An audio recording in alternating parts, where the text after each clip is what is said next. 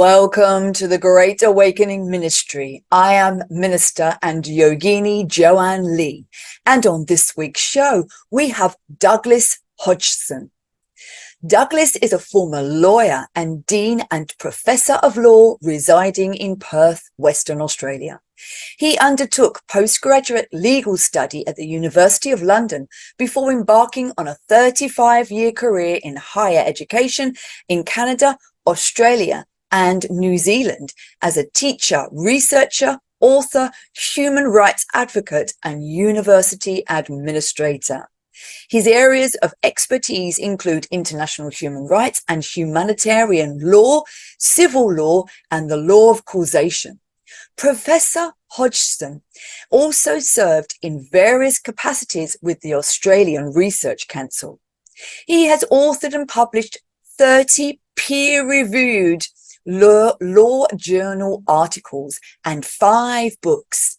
His latest publications include Transcendental Spirituality, Wisdom and Virtue, and the amazing Spiritual Revelations from Beyond the Veil, What Humanity Can Learn from Near-Death Experience. UK Health Radio, the station that makes you feel good. Douglas, thank you for being on the Great Awakening show. It is my pleasure, and thank you very much for having me, Joanne. I'm looking forward to our conversation. Me too. And let's get into it, because this is just a subject after my own heart. I totally believe in it. I'm a yogini for many years, and more people need to know about this and not have fear about this subject. So, first of all, Douglas, please explain to us, tell us, what is an NDE, a near-death experience? What is that?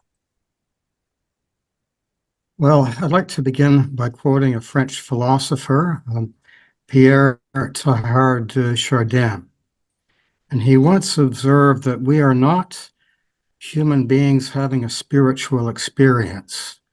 We are spiritual beings having a human experience. And to me, that concisely captures the essence of a near-death experience.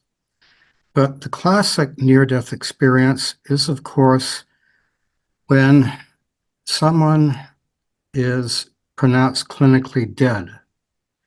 And for a matter of minutes, there are no signs of life.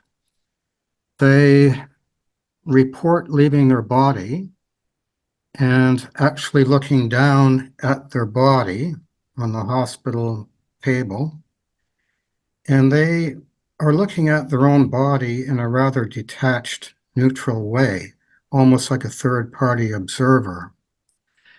And after a few moments, they notice their surroundings. They are like in a black, velvety void. Suddenly, they see a pinprick of bright light.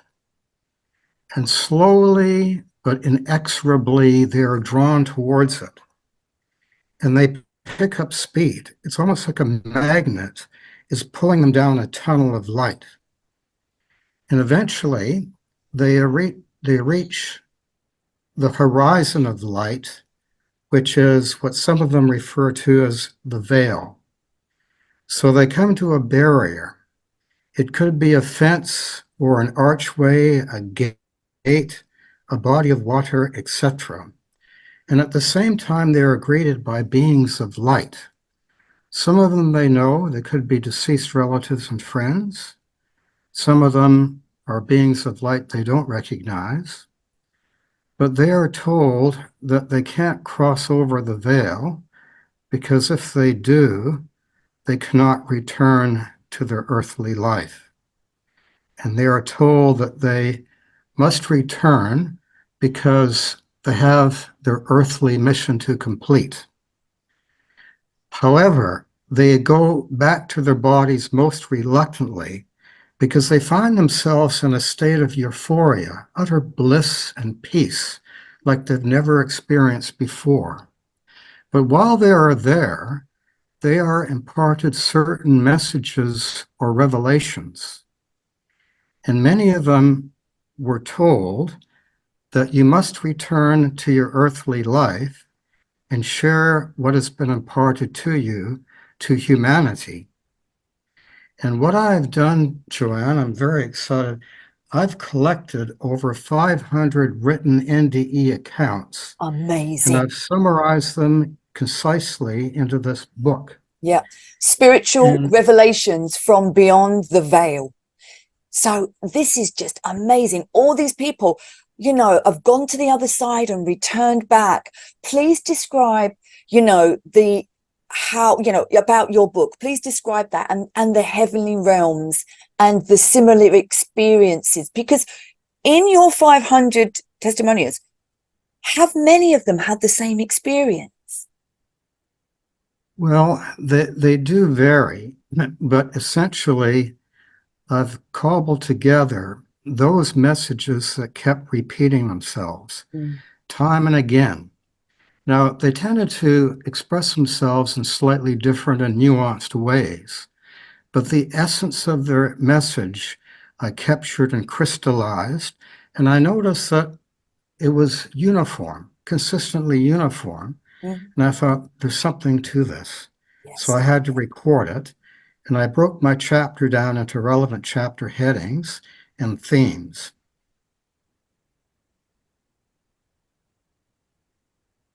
Yes. Beautiful. Amazing. And tell us about that. Tell us about that.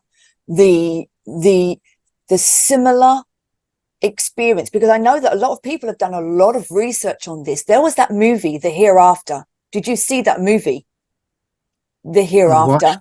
plenty of Netflix docos on Yeah. NDE. Yeah. Mhm. This is just fascinating. Well, Joanne, this is my personal belief, but I Mhm. believe that we are on the cusp or on the threshold of a far deeper and more profound understanding of what has hitherto been the unknown and largely unknowable, unseen realms. Yes. If I may quote a beautiful passage from the Quran, from chapter 17, entitled The Journey by Night, verse 85, and it says, "The world of spirit is one of the things the knowledge of which is only with God. Humanity has been given only a little knowledge thereof. But I believe that is changing. Yes. With the many near-death experience accounts that are being recorded and the messaging and the revelations that are being revealed, many questions that up until now have been regarded as largely existential or metaphysical in the sense that they cannot be answered by an objective study of material reality, such as, does God exist? Hmm. Does heaven exist? Hmm. What happens when we die? Is there an afterlife? What happens with our consciousness or our soul? When our brain and body stop working, does our consciousness suddenly disappear Hmm. into an endless abyss of nothingness? Oh, Or how that must be. does it continue on? Is it It is. transcendental in nature? It is, of course it Yes, is. And three-quarters of the yes. world believe in an afterlife of some sort. Buddhism, Hinduism, there are so much of the world actually does believe already in that, that life, our spirit, which we are here, encased in this physical flesh and blood body, continues on in wondrous, celestial, melodious ways that we could not even fathom about, So please tell us, because it's so fascinating. Tell us about the spiritual rebirth and the life review, because that is fascinating. Tell us about how that review happens. Well, our birth into the earthly realm and The our departure reincarnation. therefrom Yeah. and our rebirth into the spirit realm, they are both sacred events. And when we come to the veil, we will be typically greeted by a being of light. They are essentially a messenger of God who are assigned to review our life. And it's very important for your audience to know that it is not about condemnation or judgment. It is educational. It is a process of self-assessment and self-realization. Only we judge ourselves. So what typically happens is the being of light introduces an instantaneous, panoramic, holographic 3D movie of everything that occurred in our life, even our thoughts, our words, our deeds, any omissions, any paths that we could have followed, but we chose not to, pursuant to our free will. And we are shown those instances when we manifested unconditional love to others and gave others joy. And we see how they in turn manifested the love we gave them and gave it to others. So it's like a ripple or domino effect going off into eternity. We are shown by the being of light those occasions when we are insensitive to others, when we do not manifest unconditional love, anger, hatred, aggression, that we may have hurt others to such a degree that they felt diminished in their own self-esteem or their ability to love others. And we are asked by the being of light questions like, did you know what unconditional love is? And did you practice it in your daily life? Did you serve God by giving charity, both material and spiritual, to others? What did you learn in your life? What did you acquire, particularly of divine knowledge? Life is all about making mistakes and facing trials and tribulations. So the being of light will ask us, well, what did you learn from that? How could you have perhaps done better? And the being of light will actually pause and get us to reflect on their questions. And of course, communication in the world of spirit is not vocal. It's quasi-telepathic, in which ideas, statements, thoughts, emotions, and feelings are communicated from soul consciousness to soul consciousness at the deepest foundational level. Absolutely amazing. That's just so beautiful.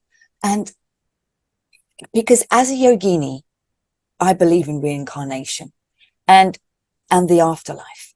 And if we fear death, we cannot truly live life, I believe, to the full extent, because our life is like a whole preparation for the moment of our death.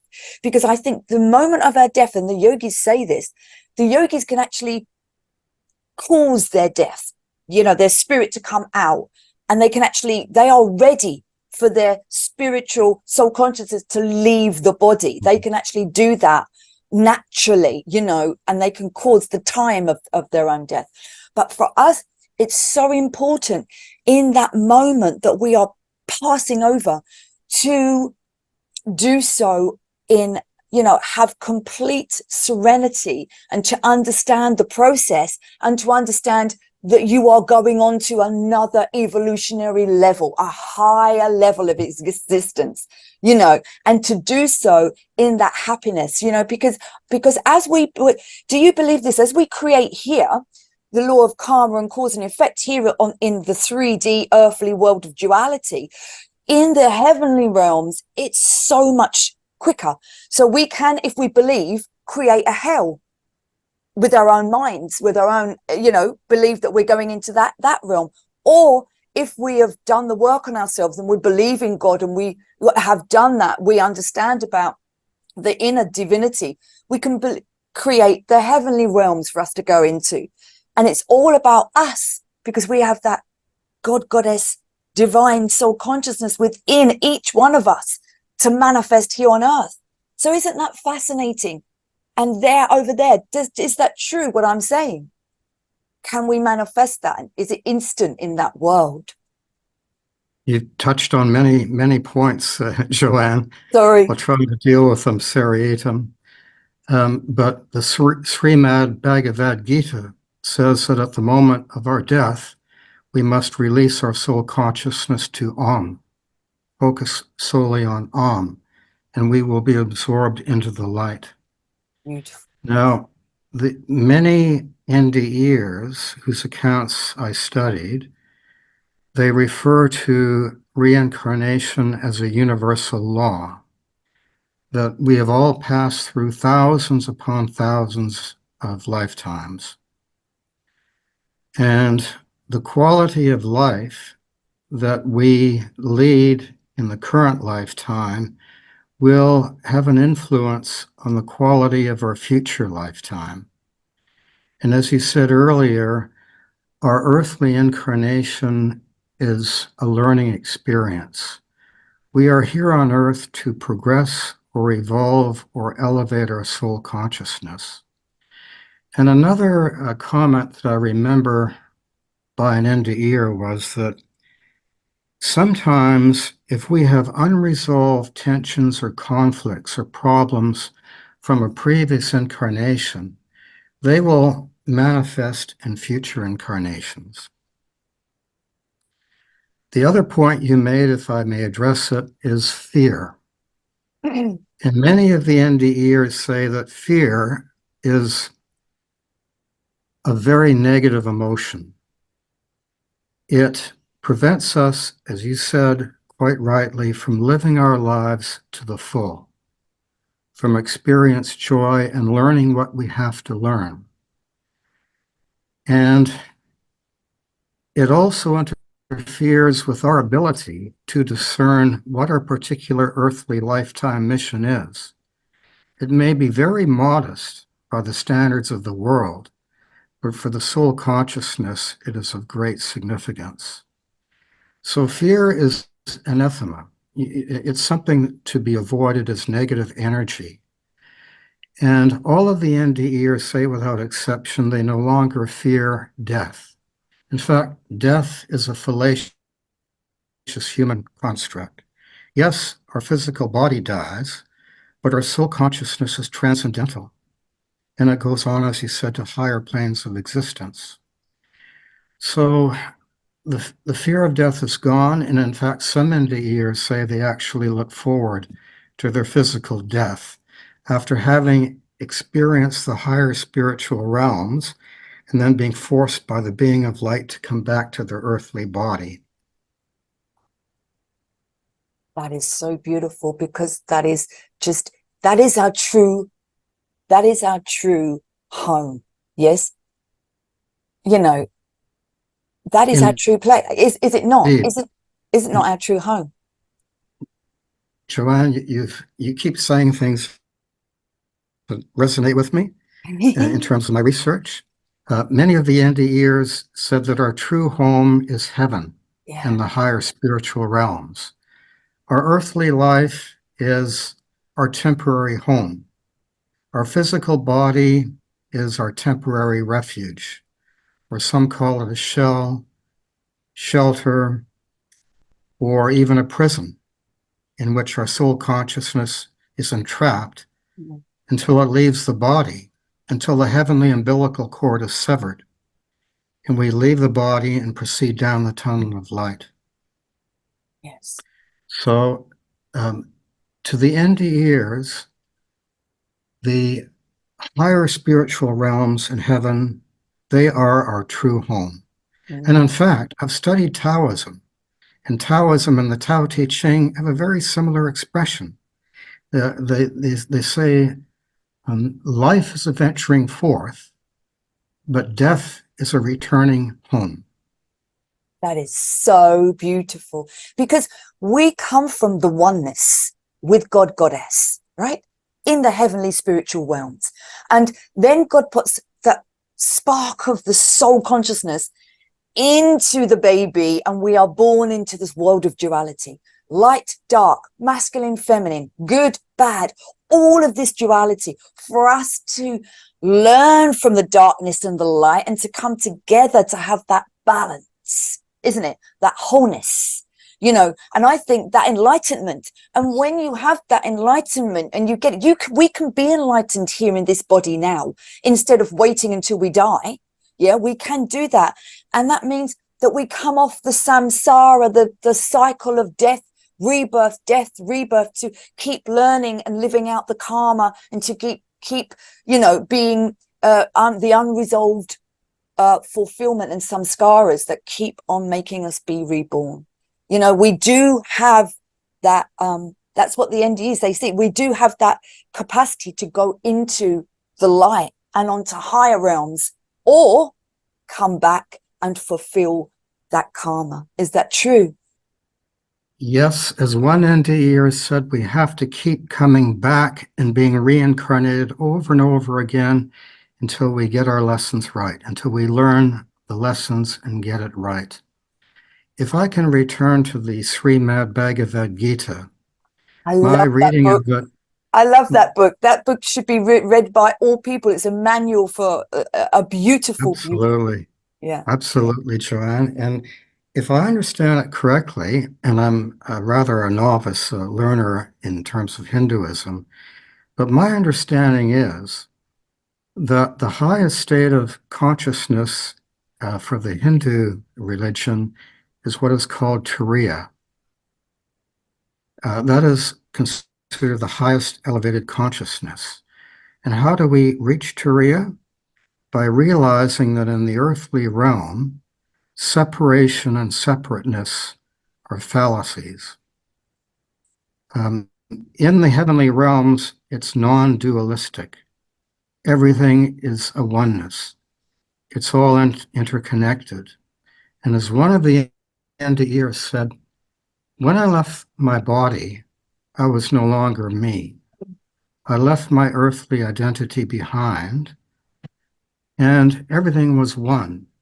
I was everything, and everything was me.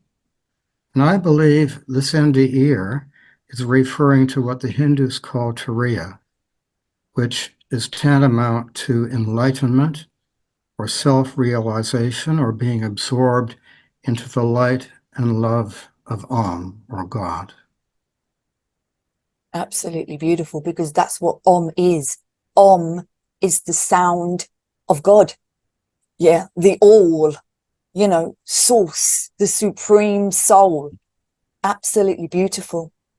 And how does your book, Spiritual Revelations from Beyond the Veil, reveal the preciousness, the sacredness, and the interconnectedness of humanity, the natural world, and all life forms? That is a very interesting question. And my recollection of the NDE accounts is that all life is sacred. We must respect and admire all life forms because they were all created by God. And other sentient beings like us, they fear and struggle to survive, so we must have compassion upon them. It is not helpful to the soul's development to either take the life of others or to take our own life, because it frustrates God's or Om's purpose for that life. The taking of life is the divine prerogative. God is nature. God is in nature. The planet Earth we inhabit is a living organism. It is our mother, giving us sustenance and nourishment. And according to the NDEers, it is a universal law that we must be its steward. We must respect and be a guardian of nature, not to take from nature more than our needs require, and not to take therefrom more than can be sustainably be produced. Now, indigenous populations have known that for millennia, but we in the West have been a bit slow to appreciate that. But I believe that is changing, and hopefully it is not too late. Yes, I believe that we are in a great awakening, Douglas, and this has been prophesied by many indigenous and the Mayans and everyone, that it will get so bad, the darkness has to be released from humanity. And then this great, and as that happens, all of the chaos and all of the, darkness has to, of course, awaken the people, to the truth. And then we can rebuild the new beautiful earth, as we go forward, this great awakening. And then, of course, know that we are godly, spiritual beings of light, that this is who we truly are. This is what we're going to morph into after maybe thousands of years. The body will gradually disintegrate, and we will become that light energy being, and heaven and earth will become one. That's my understanding as well, Joanne. It's like a great cleansing process in which the light must shine through the darkness. And the darkness, of course, does not understand the light. It doesn't. But the darkness has within it its own seed of self-destruction. That's why the light shall always prevail. Yeah. That's why within that light within, it's so important to go within, to that contemplation and the meditation, to see that light within, the goddess light, the divine love light energy within. Absolutely. Yes, the divine spark within that is within all of us and connects all of us. Yeah, so beautiful. Absolutely lovely. And how can NDEs activate? How can, their description, activate our forgotten and repressed memories of who we truly are? This is what I believe this great awakening is the beginning of. Knowing our true, who we truly are, we are human and divine. Are we not? Yes, we are. Yeah, tell us. Yes, I often say that living life on Earth is like living in a darkened room. We spend our entire lives groping for the light switch and the door. But to find out what our divine mission is and who and what we truly are, I believe we must emphasize and embrace and live by positive energy and rid ourselves of the negative energy in our lives.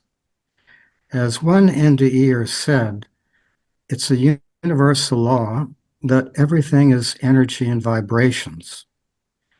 It cannot be created or destroyed, and it has always been and always will be moving in and through different forms and ever in transition. Now, in one of the chapters in my book, Spiritual Revelations from Beyond the Veil, I look at the nature of positive and negative energy. And it's called by the NDEers either positive energy or the light versus negative energy or dark energy.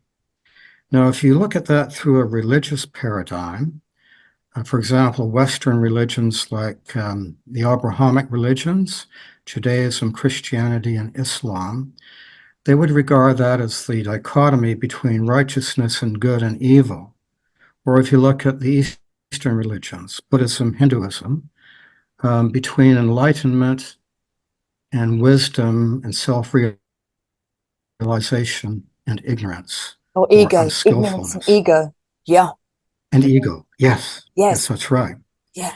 Now, interestingly, based on a previous book I've written on Transcendental Spirituality, many of the types of positive energy that the NDEers refer to are basically the divine virtues that can be found in 12 of the mainstream world religions, Eastern and Western.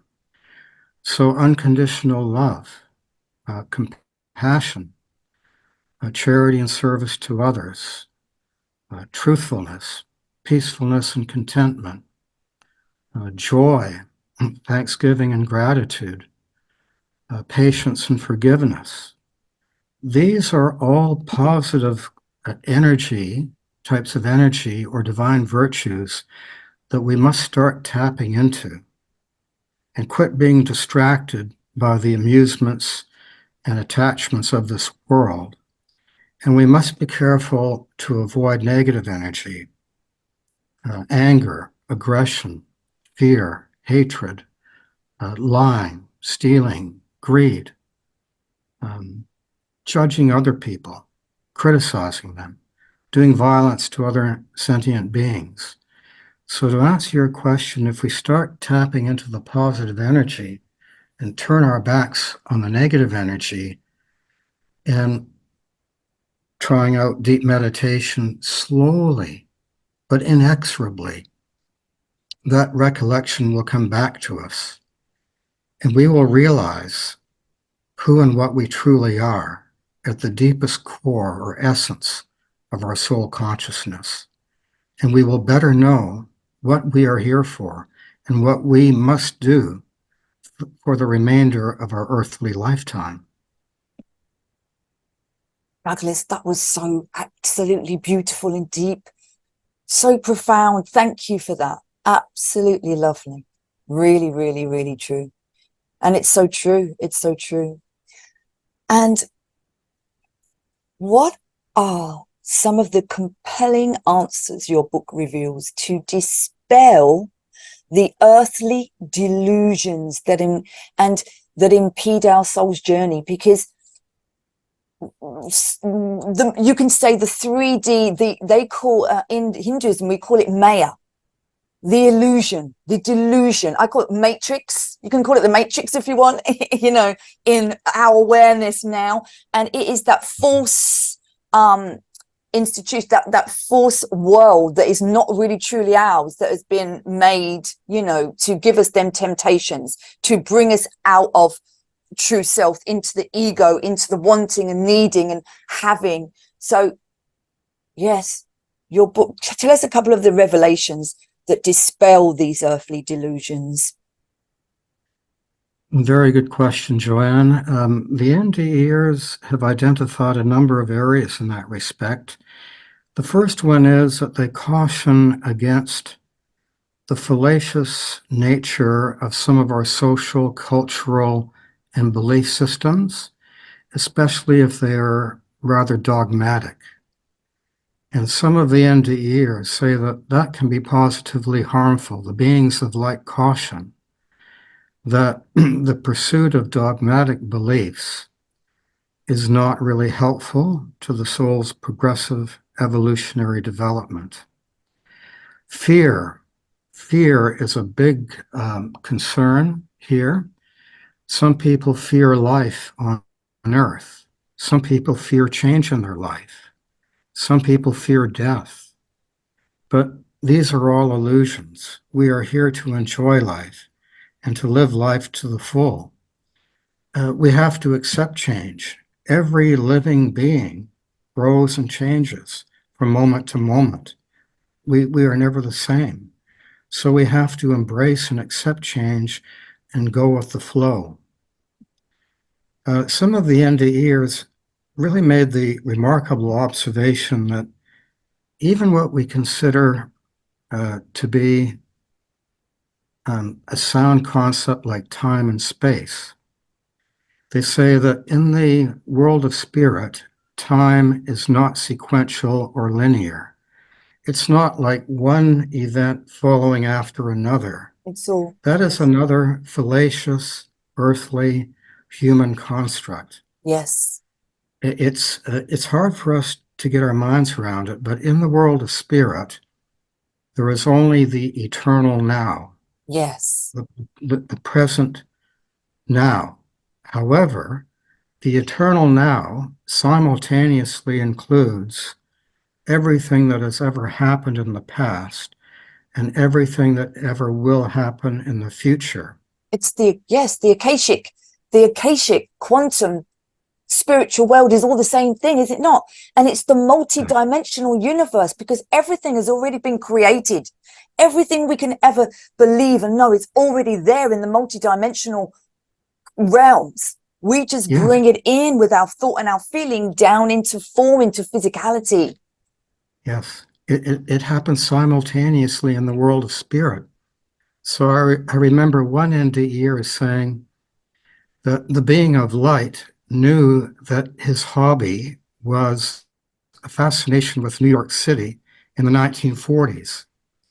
So the being of light said, okay, if you want, you can move your soul to New York City in the 1940s. Movement in the spirit realm is controlled by one's thoughts. So one can go to any continent on Earth in any historical period just by thinking of it. And that blew my mind away. And actually, I've read the same thing in Dr. Eben Alexander's Proof of Heaven, a neurosurgeon's journey into the afterlife. He also refers to that. So it's, we know so little in the earthly realm. And once your soul consciousness enters the realm of spirit, it opens up to eternal truth and insights no human language can begin to describe. It's increased awareness, elevated perception and consciousness. Our sensory perception, we see and hear in the spirit realms much more acute and in a richer way. And we understand that the things we thought were important on earth, power, fame, wealth, how many followers we have on our social media accounts, They don't mean they are anything. relatively meaningless. Yeah. It's the most profound manifestations of love are probably those things that we've forgotten about, like opening the door for an elderly stranger, helping them with their groceries, or feeding a stray cat that came into our home. These are the most profound manifestations of love, which the Quran describes as the small kindnesses that mean so much to God. That is so beautiful. And going back to your point that the awareness and when we pass over into the spiritual heavenly realms, we know everything. There is no time. It's now, the divine moment of now. Everything is now. But I believe as a yogini that through spiritual kriya and practices and meditation, that we can touch that spiritual realm when we go within, that quantum multidimensional realm. We can actually touch it. We can actually open up the crown. We can actually receive the photons of light from God, Goddess energy that comes in as divine intelligence and helps us elevate, ascend, raise our vibration. So this is what enlightenment means. Bring in the light of God and you shall know. This is what Jesus taught in the Bible. The kingdom of heaven is within. Let thy eye be single and the body shall fill with light. Yeah. The pineal gland opens up for us to have that here on earth now, instead of waiting until we die. That is my experience too, Joanne. I referred to deep meditation and the elevation of the consciousness beyond waking consciousness to Turiya. Super consciousness. So, yes, and Christianity is not the only religion to recognize that the kingdom of God is within us. And we just have to find a way to tap into that. And it takes a lot of determination and perseverance. Yes. But eventually, if you have the desire and the determination, you will break through and the light will flood you and you will be infused like a process of osmosis with omniscience, all-knowingness.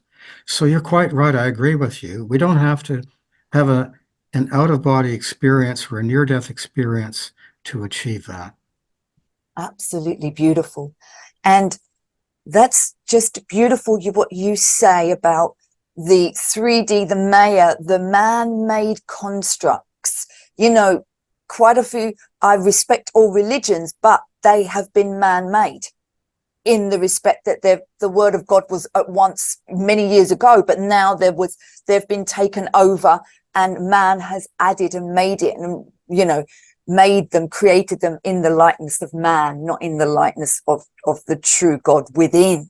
You know, they say that we have to look outside of ourselves for that, speak to a priest to find God, you know, when we you know, they don't want us to go with him, because that's the truth. That's the truth. And that's why this man-made construct, this Maya, this matrix, you know, there is no past or future.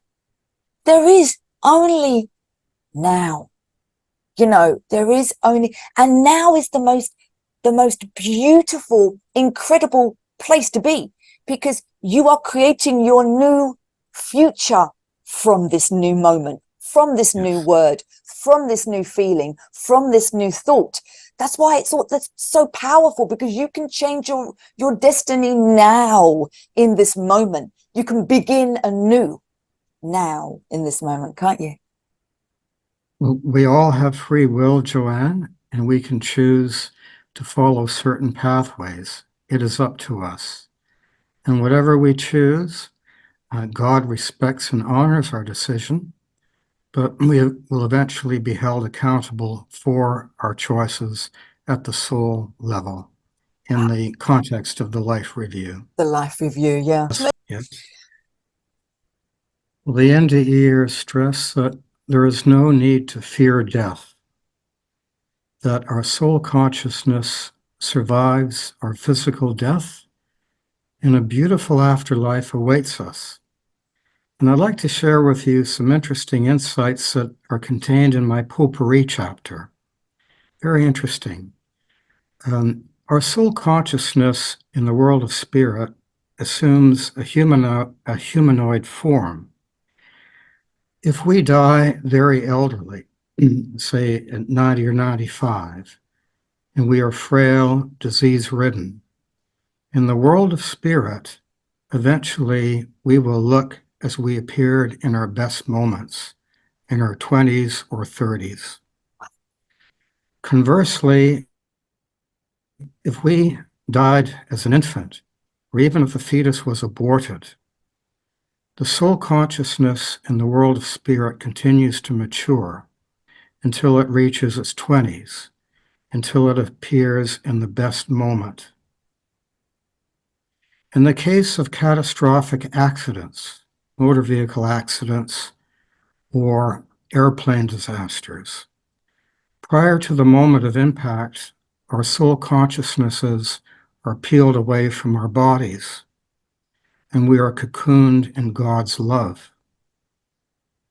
It is not necessary to fear death, because all-knowingness will return. You've always had all-knowingness, but when you enter the earthly realm, your memory is largely wiped, and you remember very little, except you do have intuition. You don't know how you know something, but you know that it's true. That is the knowledge that you've always known between incarnations, when you've tapped into omniscience, or the universal consciousness, or the universal data structure. Another message I have for your audience is display unconditional love. To all sentient beings, do not expect anything in return. Show that love in all circumstances, regardless of the situation. Give to the world more than you receive from it, and pursue positive energy. And as you say, tap into that divine wisdom. The kingdom of God is within. Wow. Absolutely beautiful, Douglas. It's just so beautiful. What an honor to have your wisdom, your divine wisdom. Thank you. And where can our audience read and obtain spiritual revelations from beyond the veil. There's so much more that I could have imparted to you and your audience, Joanne. But if readers are interested, my book is available on Amazon or Kindle, Hive, IndieBound, Barnes & Noble, most online booksellers. I think it's coming out in the UK on December the 8th, and in America on January the 1st. So we can buy it. We can have it now. I believe so. That's from December 8th. Beautiful. Beautiful. But before we go, you know, there's just so much. This is the vastest subject, Douglas. There's so much, you know, in this subject that is wrapped up. You know, tell us some more about maybe about some things that you just said that you wanted to convey that maybe we didn't talk about before. Another interesting observation, Joanne, is that those people who consider themselves religious before having the NDE, they now consider themselves to be less religious and more spiritual. Yes. And some of them even have been drawn towards pantheism, seeing God in nature. There have been. That's true, though. God is nature. Nature is my church. Exactly. Mine too. Yeah. Many NDEers said that they were avowed atheists or agnostics, but now they have certainty and proof that God exists. So that their certainty and proof supersedes religious faith and belief. And I think that will raise humanity to a new level of spirituality, because God is slowly but surely revealing the higher truths and the universal laws to us, but we must keep alert and we must absorb the revelations that are coming through. Exactly. This is the time, Douglas, isn't it, of revelation? That's why this great awakening is bringing in this revelation, the truth of all things. And I believe if religious institutions do not evolve and, you know, teach love from the heart and God within, then they will have to dissolve, because spirituality will take over, because religion is the belief in someone else's belief. Spirituality is about your own experience, about the God within. Exactly. Each of us must carve out our own individual pathway to or God. What speaks to our spiritual heart on an individual basis?